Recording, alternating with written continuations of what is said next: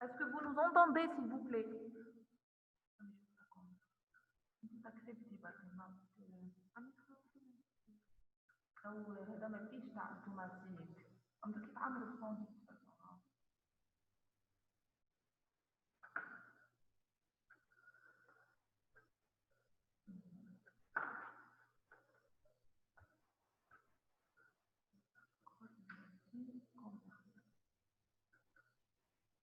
Est-ce que vous nous entendez, s'il vous plaît?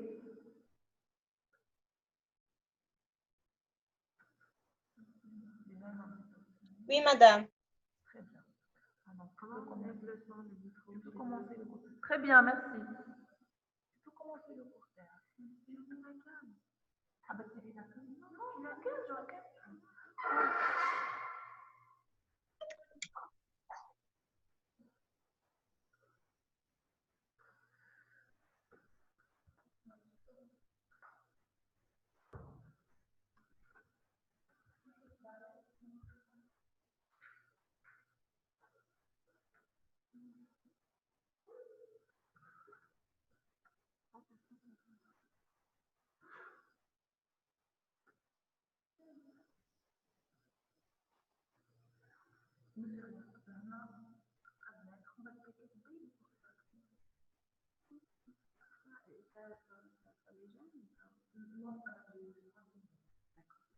Bonjour, c'est Dr Mansouri. J'espère que vous allez bien, que vos familles se portent bien.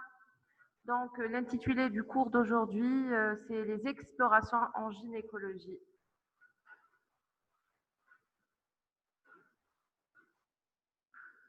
C'est un cours qui est assez chargé. On essaiera d'être dans les temps. Donc, on commencera par présenter et exposer le cours. Et s'il nous reste du temps, je l'espère, ça sera dédié à vos questions. Veuillez éteindre vos microphones, s'il vous plaît. Donc, on commence. Les explorations en gynécologie. Et pourquoi ça marche pas?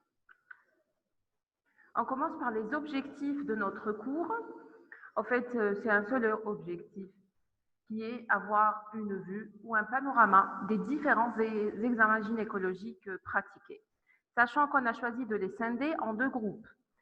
Le premier groupe, c'est les petits examens qui font partie de l'examen clinique courant que même un médecin généraliste peut réaliser. Le second groupe, ce sont des examens gynécologiques plus spécialisés, donc ils sont dédiés à un spécialiste. On commence par les petits examens qui peuvent être associés à un examen gynécologique normal, donc on peut les réaliser au moment de la consultation. Et qui sont les suivants. L'établissement d'une courbe ménothermique, le prélèvement des prélèvements cytologiques. Donc, l'établissement du courbe ménothermique, des prélèvements cytologiques, une ponction du Douglas, des prélèvements infectieux et des dosages hormonaux. D'accord? J'espère que vous arrivez à suivre et que je ne vais pas trop vite.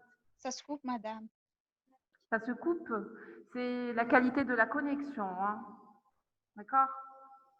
On poursuit. Donc, on commence par la courbe ménothermique.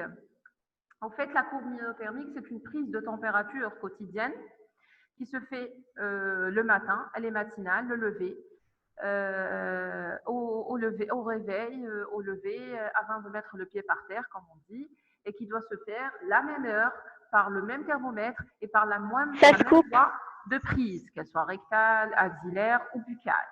D'accord? Là, c'est notre courbe ménothermique. En général, on établit 2 à 3 cycles de courbe ménothermique.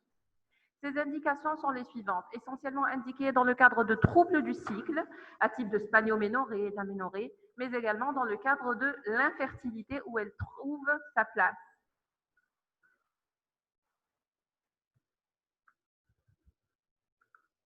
L'interprétation de notre courbe, il faut savoir qu'on peut être en présence d'une courbe qui est dite entre guillemets normale, c'est une courbe biphasique que je vais vous montrer sur un schéma, ou là dans le cadre d'une courbe qui est anormale et qui est de deux types. Soit on est en présence d'une dysovulation, soit on est en présence d'une anovulation.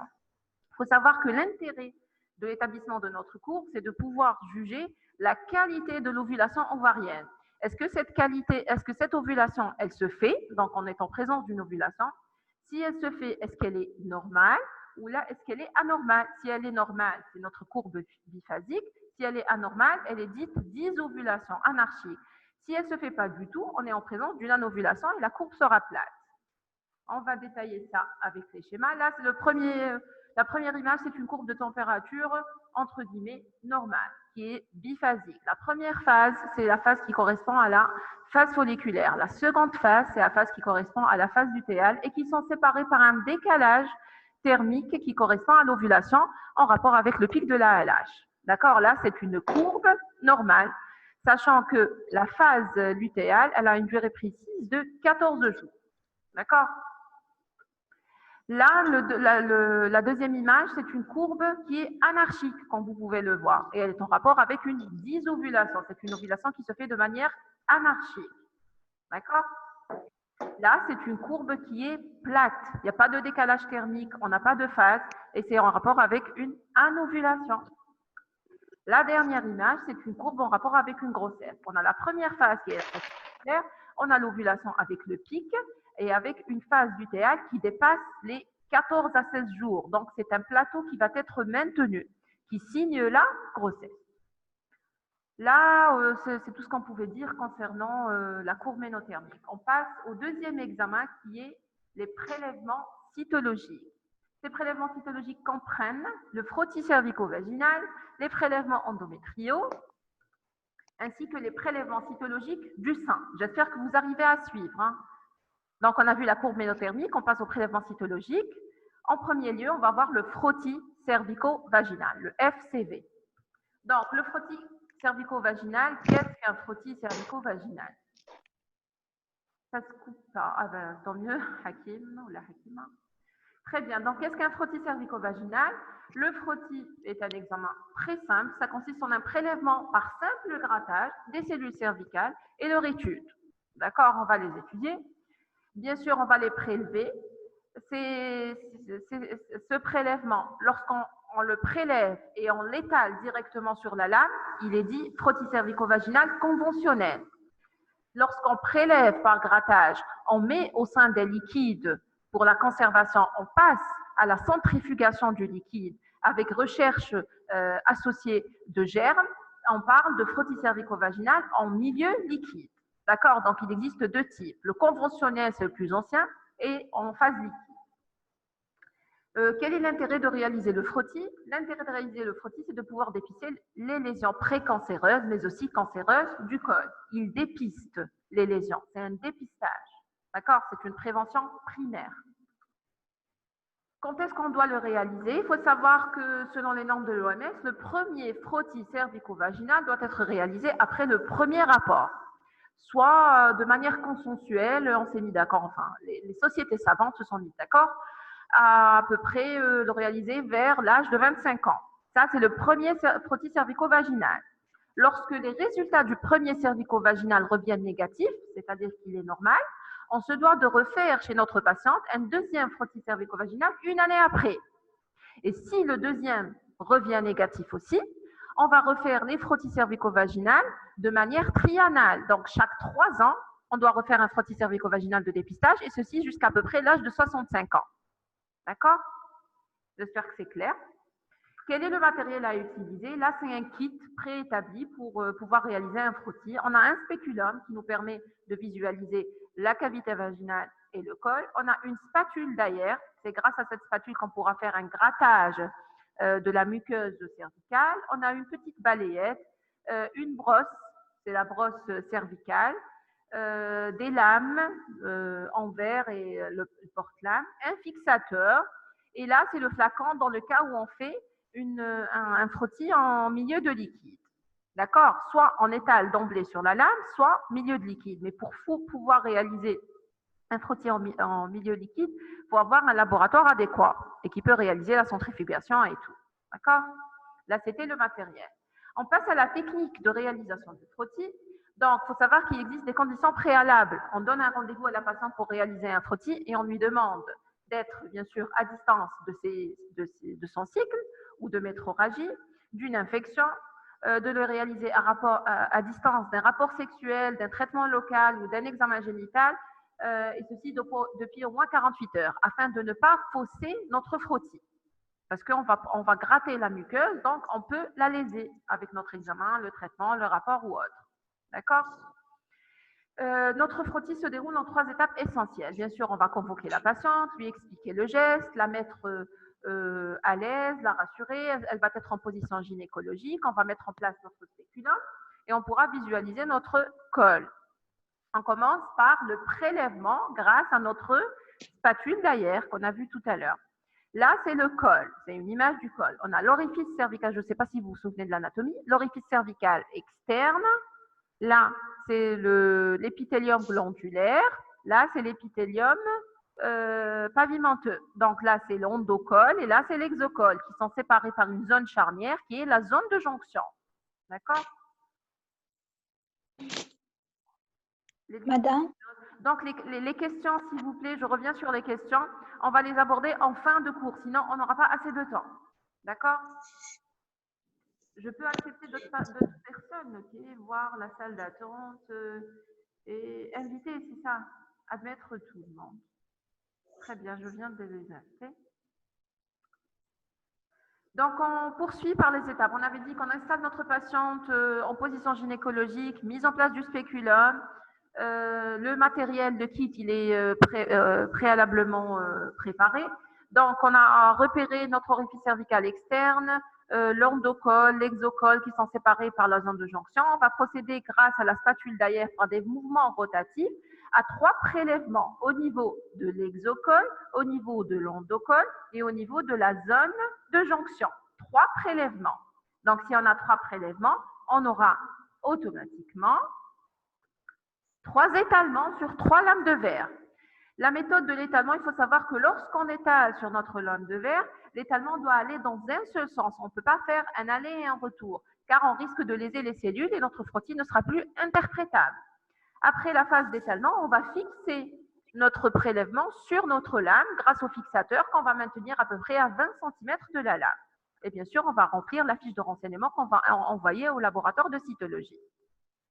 Voilà, là, c'était la technique. Là, c'est une maquette.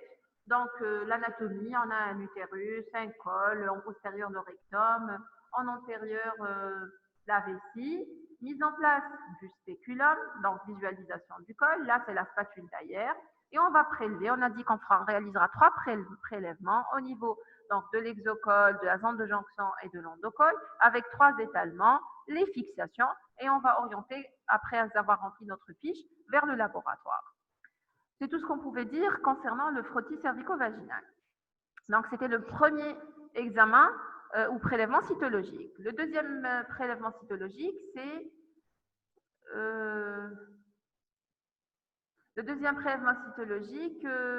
c'est les prélèvements endométriaux.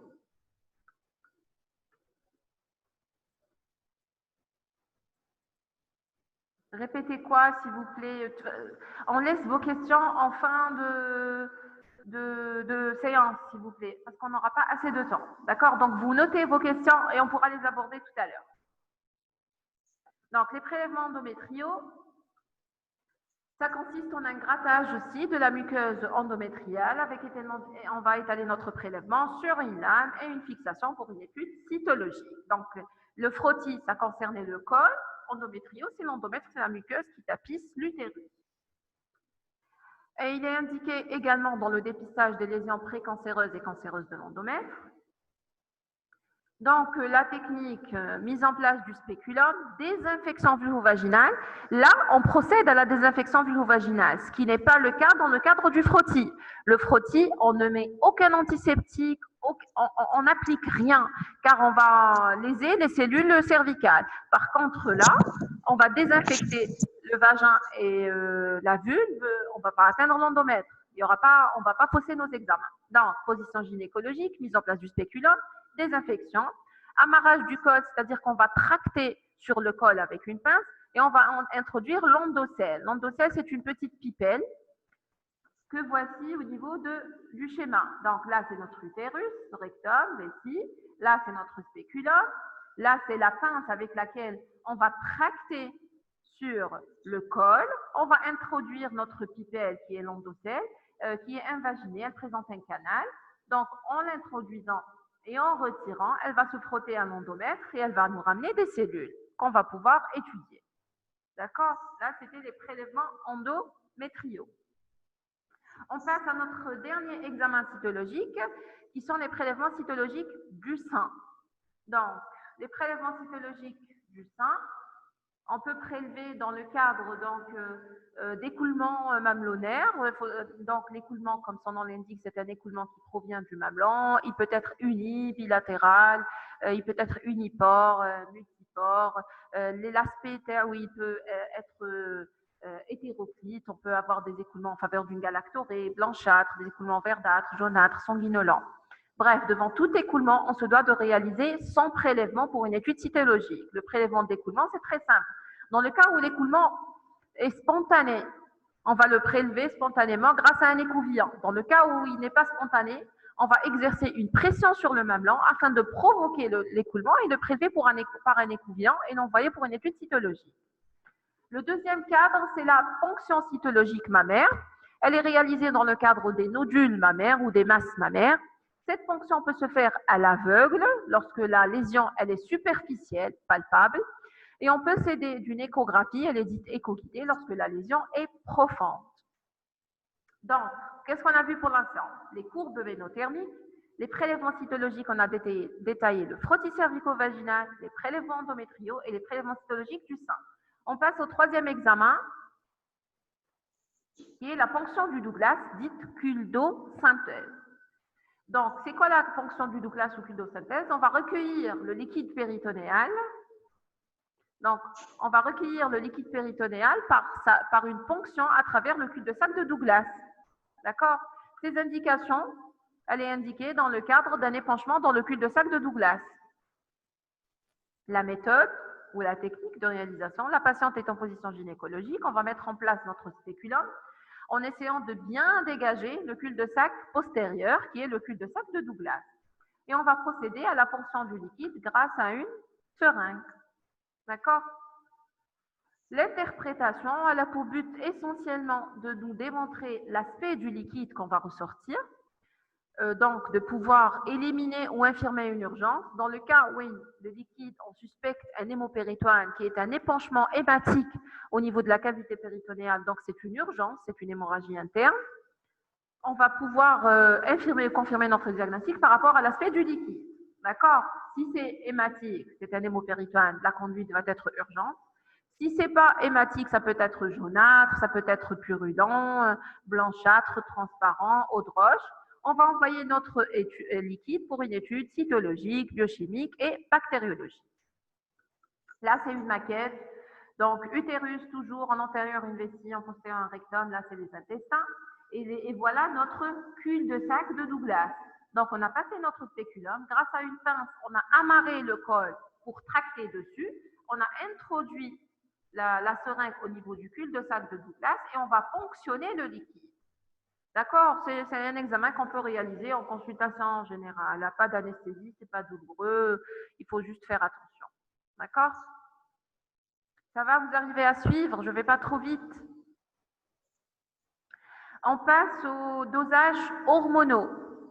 Les dosages hormonaux. Il faut savoir qu'on demande à réaliser des dosages quantitatifs hormonaux, en l'occurrence, afin de pouvoir mettre en évidence quoi? Soit un excès, soit un déficit hormonal, en sécrétion hormonale.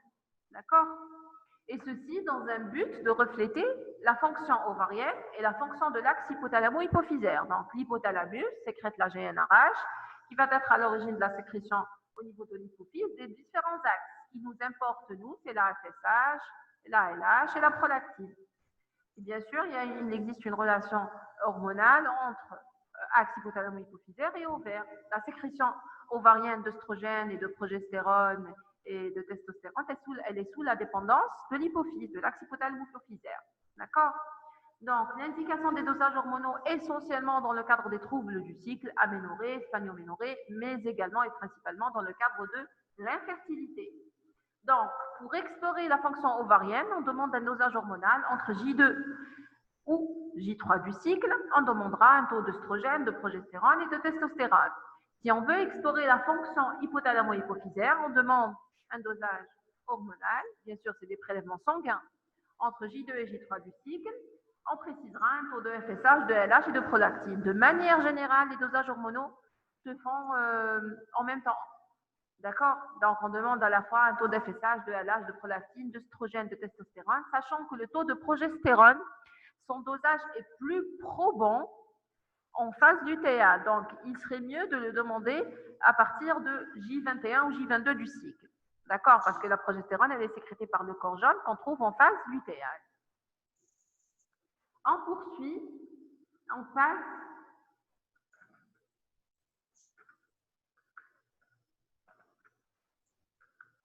il y a un problème. On passe au prélèvement infectieux. C'est le dernier chapitre des examens simples qu'on peut réaliser au cours de la consultation. Donc, les prélèvements infectieux, leurs principales indications sont lorsqu'on retrouve lors de notre examen clinique, donc c'est des signes fonctionnels et ou signes physiques en faveur d'une infection génitale. On subdivise les infections génitales en deux chapitres, les infections génitales basses et les infections génitales hautes. Les basses sont les vulvites, les vaginites et les exocervicites. Les hautes sont les endocervicites, les endométrites, les salpingites, voire les pelvipéritonites à point de départ génital. Donc, les signes cliniques qui nous orientent vers une infection, ils sont courants, c'est les leucorrhées, ça dépend de leur type, ça va nous orienter vers le type de germe, le prurite, les métrorragies nauséabondes, ça peut être associé à une infection urétrale, donc on peut avoir des brûlures mictionnelles, une impériosité. D'accord, c'est fonction de notre examen clinique, on va pouvoir s'orienter. Donc, si on suspecte, on réalise nos prélèvements. Quels sont ces prélèvements qu'on va réaliser? On peut réaliser un prélèvement cervico-vaginal qu'on va faire grâce à un écouvillon. D'accord? Ce prélèvement, il a des conditions. On doit le réaliser avant tout toucher vaginal, donc avant de réaliser un examen génital, car on va fausser le prélèvement si on touche. Et on doit le réaliser à distance d'une toilette ou d'un traitement local, et ceci depuis au moins 24 heures. Tout ça, c'est dans le but de ne pas décapiter ou de fausser notre prélèvement. On va utiliser deux écouvillons. On va réaliser deux prélèvements, l'un au niveau de l'endocole, le deuxième au niveau des culs de sac vaginaux. D'accord? Le deuxième prélèvement, c'est les sérologies et les biologies moléculaires. Les sérologies, elles ont pour but, bien sûr, de mettre en évidence des anticorps en rapport avec des infections, notamment les infections sexuellement transmissibles, les hépatites, la syphilis, l'HIV, d'accord? Ça, c'est les infections sexuellement transmissibles. Lorsqu'on les suspecte sur le plan clinique, on est en droit de demander une sérologie pour confirmer ou infirmer le diagnostic. Mais il existe aussi la biologie moléculaire. La biologie moléculaire, ça consiste en le dépistage du matériel génétique ou moléculaire du germe, notamment un virus ou une bactérie. Donc, on dépiste l'ADN ou l'ARN. Ça, c'est des méthodes d'hybridation. C'est de l'ordre de la spécialité qui met la PCR et tout. D'accord? C'est tout ce qu'on voit là, c'était les prélèvements infectieux. Donc, on a vu pour l'instant la courbe ménothermique, les prélèvements cytologiques, les prélèvements infectieux, les dosages hormonaux. D'accord? Et un autre examen, je me souviens plus, c'est quoi. Là, c'était des examens simples qu'on pouvait réaliser au cours de n'importe quelle consultation, notamment une consultation de généraliste. On passe aux examens gynécologiques plus spécialisés. C'est de l'ordre de la spécialité et qui sont l'échographie pelvienne, l'hystéroscopie, l'hystérosalpingographie, la célioscopie et la colposcopie. D'accord? On commence par l'échographie pelvienne. En fait, l'échographie constitue la troisième main du gynécologue. On ne peut pas faire un examen ou une consultation sans faire un coup de sonde. D'accord? Cette échographie peut se faire par voie suspubienne ou là par voie endovaginale. Là, c'est une sonde suspubienne et là, c'est une sonde endovaginale. Qu'est-ce qu'on va investiguer grâce à notre échographie? On va investiguer l'utérus et on va préciser sa position, ses dimensions, ses contours, est-ce qu'ils sont réguliers ou pas, l'échogénicité du myomètre, est-ce qu'il est homogène ou pas, et notre endomètre, sa taille, est-ce qu'il est homogène ou pas. On va préciser les caractéristiques de l'ovaire, donc les dimensions ovariennes et l'échogénicité ovarienne. Les trompes, il faut savoir que les trompes, à l'état normal, elles ne sont pas visualisées au cours d'une échographie. Si on les visualise, c'est que c'est anormal, car elles sont tellement fines, le diamètre mais elles sont dotées d'un péristaltisme qu'on ne peut pas les visualiser. Si on arrive à les visualiser, c'est qu'il y a une stagnation de liquide à l'intérieur de ces trompes, on aura une augmentation de leur diamètre et une baisse du péristaltisme, et c'est pathologique. On pourra visualiser notre cul de sac de Douglas, et on pourra conclure est-ce qu'il est libre ou est-ce qu'il est comblé par du liquide. Donc, les indications de réalisation d'une échographie, il faut savoir que l'échographie, elles sont nombreuses. Hein. Enfin, j'en ai cité quelques-unes, mais comme je vous l'ai dit, l'échographie constitue la troisième main d'un gynécologue. Donc, dans le cadre d'une suspicion d'une grossesse extra-utérine, ça fait partie du trépied du diagnostic. Dans le cadre de troubles du cycle, métrorragie, ménométrorragie, afin de mettre en évidence un polype, un fibrome, une formation kystique. Dans le cadre d'une surveillance d'un fibrome utérin, d'un kyste ovarien, ou là, la surveillance d'un traitement inducteur de l'ovulation, c'est-à-dire la surveillance d'un traitement qu'on a prescrit au cours d'une infertilité. D'accord? Là, c'était les indications. Et là, je vous ai mis quelques clichés. Donc, le premier cliché, tout ça, c'est une coupe longitudinale d'un utérus. D'accord? Là, c'est l'utérus. Là, c'est le fond utérin qui est un peu amputé. Là, c'est notre col. D'accord? Le fond, donc on a dit, le col. Qu'est-ce qu'on a dit qu'on allait se renseigner par rapport à la position de l'utérus, aux dimensions utérines. On peut prendre une longueur et une largeur. Au contour utérin, ils sont réguliers. À l'échogénicité du myomètre, là c'est le myomètre, donc la paroi antérieure, la paroi postérieure, et à l'échogénicité de l'endomètre. Pour vous simplifier la chose, il faut imaginer que l'utérus est un sac, un sachet, un sac. Lorsque le sac est vide, on va avoir toutes les parois qui vont se colmater, elles vont devenir coalescentes. Et on va avoir donc la paroi endométriale antérieure et postérieure qui vont s'accoler l'une à l'autre. Et on aura une ligne de vacuité. Il est vacant, il est vide. D'accord? Si l'utérus n'est pas vide, donc il va y avoir une interposition d'une grossesse, d'un sac gestationnel, d'un polype ou d'un fibrome, ça va décoller les deux feuillets endométriaux antérieurs et postérieurs et on n'aura pas de ligne de vacuité. D'accord? De toute façon, vous allez voir avec les schémas précédents. Là, c'est un autre schéma. Ça, c'est notre utérus. On a le fond utérin ici, le col ici, donc subdivisé. On a le col, le corps utérin, le fond utérin, le myomètre et l'endomètre. J'espère que vous arrivez à suivre. Là, c'est une image d'un ovaire. D'accord? Là, c'est l'ovaire et tout ce qui est en noir, qui est dit anéchogène, c'est les follicules ovariens. Là aussi, c'est un ovaire par voie endovaginale. Et ça, c'est les follicules ovariens. Là, c'est un utérus. Donc, fond, corps utérin, col, myomètre, endomètre. Là, c'est le cul-de-sac de Douglas, qui est le siège d'un épanchement. Et c'est ici qu'on procédera à une culdosynthèse, si vous avez suivi. D'accord? À une ponction. Donc, premier examen, échographie, j'espère que c'était clair. Deuxième examen, hystéroscopie. Qu'est-ce que l'hystéroscopie? L'hystéroscopie est une exploration endoscopique. Exploration endoscopique de la cavité utérine. Grâce à quoi? Grâce à un hystéroscope qu'on va relier à une source lumineuse. Donc, le but de l'hystéroscopie, c'est de pouvoir explorer la cavité utérine. Grâce à quoi? C'est un matériel qui est muni d'une caméra, muni d'une source lumineuse, qui va nous permettre de visualiser notre cavité utérine et de pouvoir réaliser des gestes avec un canal opérateur. Indication, elle peut être dans un but diagnostique ou dans un but opératoire. L'hystéroscopie diagnostique, Elle se fait sans anesthésie générale, en ambulatoire, au cabinet de consultation. Elle permet de visualiser la cavité utérine et de réaliser des biopsies endométriales. Ah, il ne reste que 10 minutes. Hein. Donc, il devrait réaliser, qu'est-ce qui se passe, c'est quoi tout ça, veuillez déplacer. C'est quoi tout ça? Donc, on poursuit l'hystéroscopie diagnostique. Donc, on a dit qu'on a fait sans anesthésie. Elle permet de visualiser la cavité utérine et de réaliser des biopsies endométriales. Ses principales indications de l'hystéroscopie diagnostique, c'est les métrorragies, ménométrorragie, donc troubles du cycle.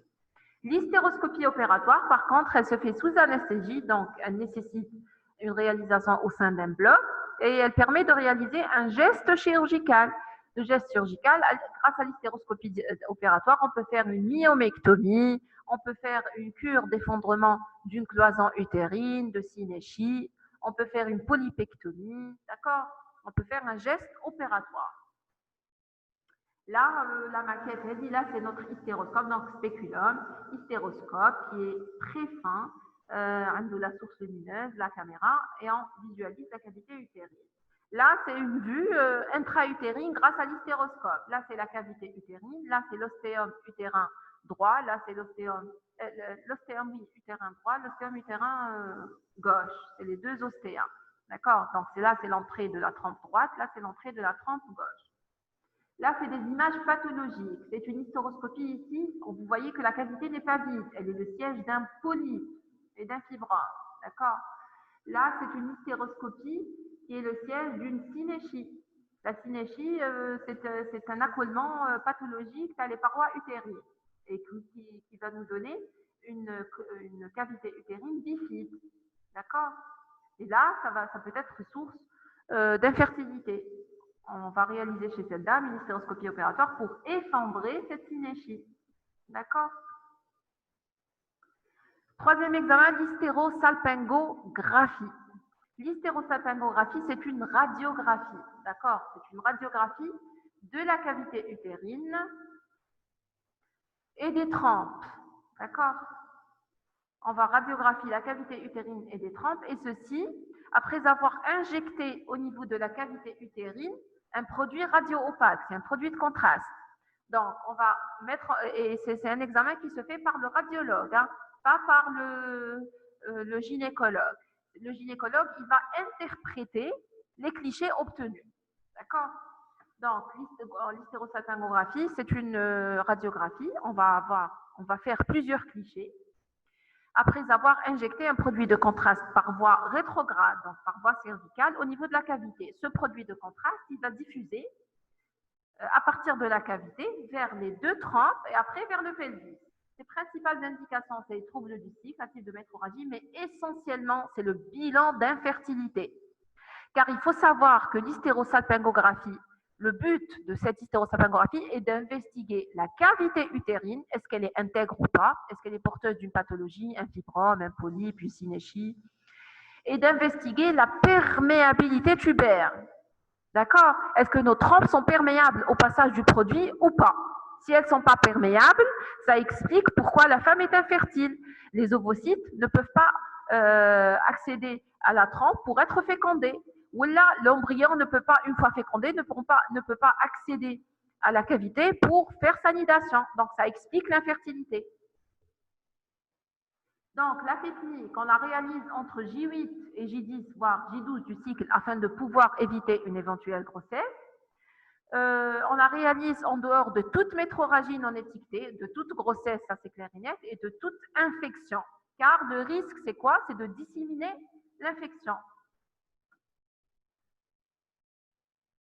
Là, c'est les différents clichés. Donc, là, on n'a pas encore fait de clichés. Là, on a posé la canule au niveau du col et on va injecter le produit de contraste. On a commencé à injecter le produit de contraste. On prend le premier cliché, c'est un cliché sans préparation. Le deuxième cliché, il nous montre que l'utérus, là c'est l'utérus. L'utérus a pris le produit de contraste, c'est la cavité utérine.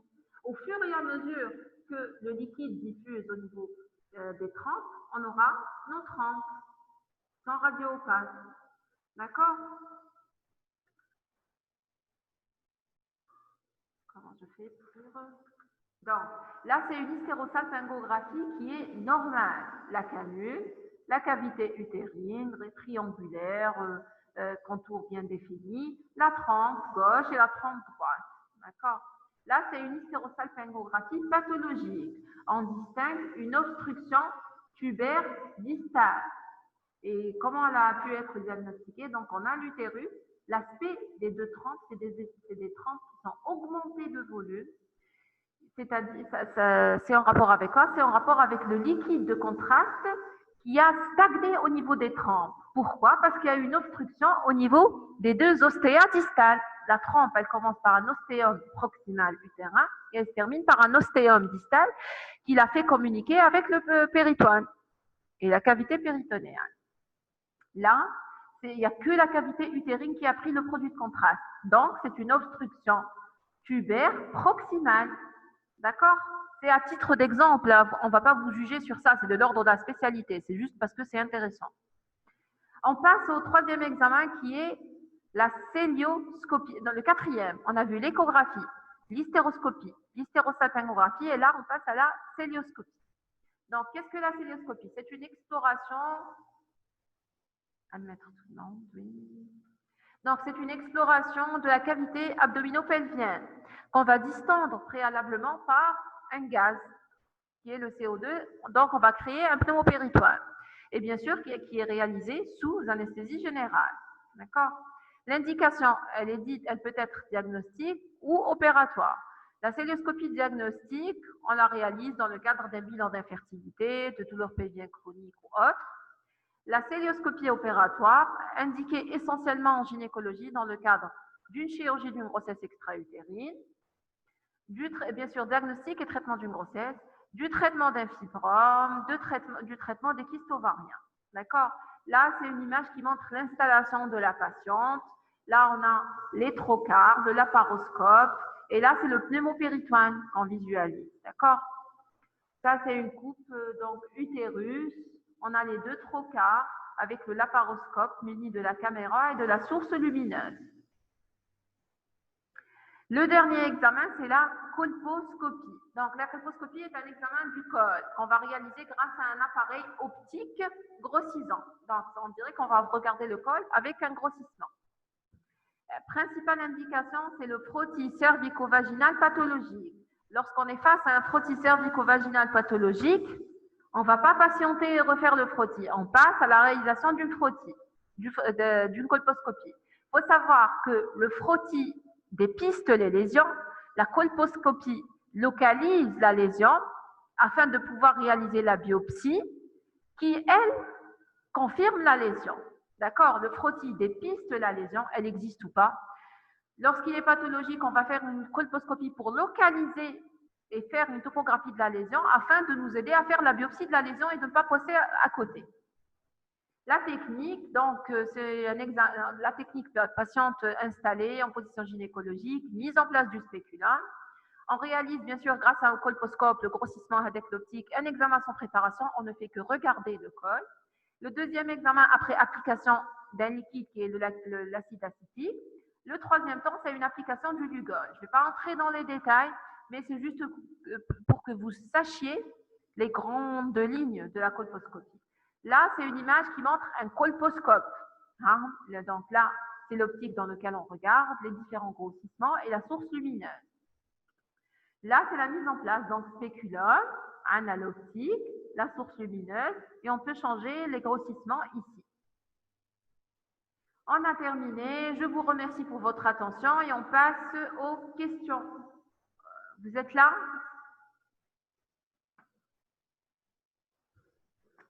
Est-ce que l'échographie pelvienne peut être faite seulement par un gynécologue? Non. Il y a des formations pour des généralistes pour une échographie. Sinon, qui peut la faire? Les sages-femmes sont aptes à faire des échographies obstétricales. Ça fait partie de leur formation. Les médecins généralistes qui ont des diplômes interuniversitaires ou là, des certificats peuvent faire une échographie. C'est quoi l'application du Lugol? En fait, l'application du Lugol est un test. Le Lugol, c'est un liquide qu'on va appliquer au niveau du col. On va rechercher une certaine réaction. Ça vous dépasse pour l'instant. Le médecin interniste Non, radiologue, médecin généraliste, avec enfin tout le monde peut la faire. On ne peut pas interdire aux gens de la réaliser, mais bon. Le frottis conventionnel, c'est un. Donc, on va procéder à un prélèvement